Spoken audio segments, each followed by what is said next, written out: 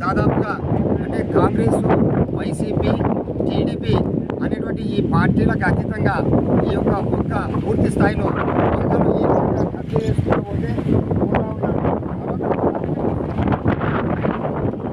తర్వాత ఇక్కడ వచ్చేసి మామూలుగా అయితే కింద ఈ ప్రాంతం ఇటు వంకపురం పోగు ఇటు మనం ఒకసారి ఈ యొక్క బ్రిడ్జికెళ్ళి చూస్తే మామూలుగా ఈ యొక్క వంక ఇట్లా పోయేది వదిలిపెట్టి దాదాపు ఈ వంకని పూర్తి స్థాయిలో కబ్జా చేసి అంటే అక్రమ కట్టడాలు ఈ యొక్క అక్రమ కట్టడాలకు ప్రధాన కారణం అధికారులు కూడా లోపల లక్షల రూపాయలు తీసుకుంటున్నారని చెప్పేసి చెప్పక తప్పదు. తర్వాత ఈ యొక్క ప్రధానంగా ఈ వంకను వచ్చేసి ఇక్కడ స్లోగా ఇక్కడ మనం చూస్తూ ఉన్నాం విజువల్స్లో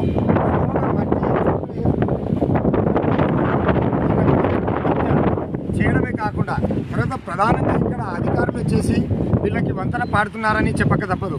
ఒకప్పుడు మున్సిపల్ కమిషనర్గా ఉన్నటువంటి ఫస్ట్ ఒక వ్యక్తి ఇక్కడ కబ్జా చేసేదాన్ని ఇది కేఎల్ఎన్ రెడ్డి దీన్ని పడగొట్టిన దాఖలాలు కూడా ఇక్కడ మనం చూస్తూ ఉన్నాం. అయినా కూడా అంటే బలవంతులు ఎవరైతే వంకల మీద కడతారో వారి యొక్క కట్టడాలు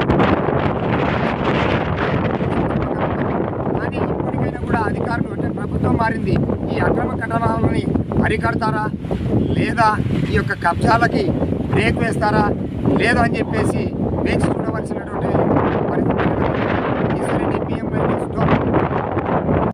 డోన్లో పార్టీలకు అతీతంగా గతంలో నుండి కూడా అనేక వంకలు వాగులు కబ్జాకు గురవుతున్నాయి. తర్వాత ఆ విషయాన్ని మనము ఇక్కడ మున్సిపల్ కమిషనర్ గారు ఉన్నారు, వారిని అడిగి తెలుసుకొని అంటే ఈ కబ్జాలని నిరోధిస్తారా లేదా అనేటువంటి అంశాన్ని అడిగి తెలుసుకుంటాం. ముఖ్యంగా డోన్ పట్టణంలో అవ్వచ్చు ఎక్కడైనా సరే అది ప్రభుత్వానికి సంబంధించినటువంటి ల్యాండ్ అనేది స్థలం అనేది ఆ క్లాసిఫికేషన్ అనేది రెవెన్యూ డిపార్ట్మెంట్కి సంబంధించినటువంటి విషయం. రెవెన్యూ డిపార్ట్మెంట్ వారు అది గవర్నమెంట్ ల్యాండ్గా కింద చేసి అది మున్సిపల్ లిమిట్స్లో ఉన్నట్లయితే దాన్ని మనం రెవెన్యూ డిపార్ట్మెంట్ నుంచి ఫీడ్బ్యాక్స్ తీసుకొని, ఎందుకంటే ప్రతి మున్సిపాలిటీకి కూడా కొన్ని అసెట్స్ ఉంటాయి, ఆ మున్సిపాలిటీ అసెట్స్లో రిజిస్టర్లో కూడా ఉండాలి. వాళ్ళు ఆ గవర్నమెంట్ ల్యాండ్ మున్సిపల్కి మనం హ్యాండ్ ఓవర్ చేసినప్పుడు మున్సిపల్ యాక్ట్ ప్రకారం మనం చర్యలు తీసుకోవడం జరుగుతుంది. ముఖ్యంగా అది రెవెన్యూ సంబంధించినటువంటి స్థలం అయినట్లయితే రెవెన్యూ అండ్ మున్సిపల్ ఇద్దరూ కూడా కంబైన్డ్గా దాని మీద చర్యలు తీసుకోవాలి. ఈ విషయాన్ని పరిశీలించి మా టౌన్ ప్లానింగ్ డిపార్ట్మెంట్ నుంచి కూడా పంపించి తగు చర్యలు తీసుకోవడం జరుగుతుంది. తర్వాత సార్ ఇంకోటి ఇప్పుడు అంటే మీరు ఈ మున్సిపల్ లిమిట్స్లోకి వస్తుంది, అది మీరు ఏమన్నా మీ దృష్టికి తీసుకొచ్చినాం కదా, మీరు ఏమన్నా రెవెన్యూ వాళ్ళకి రిఫర్ చేస్తారా? డెఫినెట్గా దాన్ని ఏదైతే పరిశీలిస్తాం, మాకు సంబంధం లేనప్పుడు రెవెన్యూ వాళ్ళకు కూడా ఒక లెటర్ పెడతాం, అఫీషియల్గానే కరెస్పాండ్ చేస్తాం.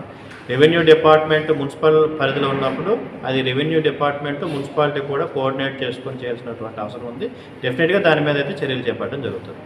మేము ఖచ్చితంగా మున్సిపల్ డిపార్ట్మెంటు తర్వాత రెవెన్యూ డిపార్ట్మెంటు కంబైన్డ్గా కలిసి అది నిజంగా రెవెన్యూ ల్యాండ్గా లేకుంటే మున్సిపల్ లిమిట్స్ లేకొస్తాయి మొత్తం ఎంక్వైరీ చేసి ఖచ్చితంగా అలాంటి కబ్జాలు ఎక్కడైనా కానీ కబ్జాలకు గురైనటువంటి వంకలు కానీ ఏదైనా కానీ అవి ఉంటే మేము ఖచ్చితంగా ఎంక్వైరీ చేసి దాని మీద తగు చర్యలు తీసుకుంటామని చెప్పేసి చెప్తా ఉన్నాను. Eshwar Reddy, PM9 news, Dhone.